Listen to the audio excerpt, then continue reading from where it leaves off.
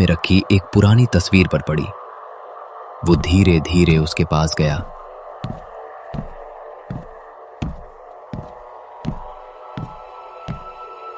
और जैसे ही उसे छूने के लिए उसने हाथ बढ़ाया,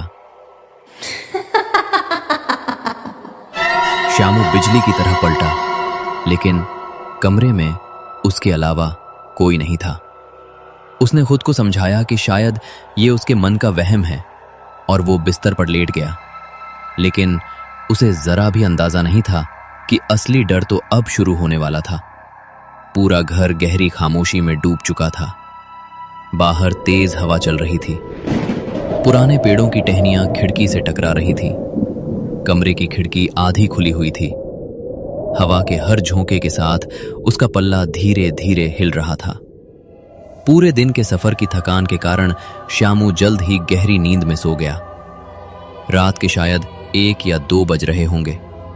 अचानक पूरे घर में किसी के धीरे धीरे चलने की आहट गूंजने लगी। ऐसा लग रहा था जैसे कोई नंगे पैर पुराने लकड़ी के फर्श पर चल रहा हो। एक कदम, फिर दूसरा, फिर तीसरा। आहट धीरे धीरे श्यामू के कमरे की ओर बढ़ने लगी। नींद में ही श्यामू ने करवट बदली, लेकिन कुछ ही पल बाद उसे साफ महसूस हुआ कि कोई उसके कमरे के बाहर आकर रुक गया है। अचानक पूरे कमरे में ऐसा सन्नाटा छा गया कि उसे अपनी सांसों की आवाज तक साफ सुनाई देने लगी। कौन? मूसा जी? कोई जवाब नहीं आया। कुछ सेकंड बाद दरवाजे पर धीरे धीरे 3 बार दस्तक हुई। कौन है? फिर वही सन्नाटा। श्यामू कमरे में चारों तरफ देखा। सब कुछ सामान्य था।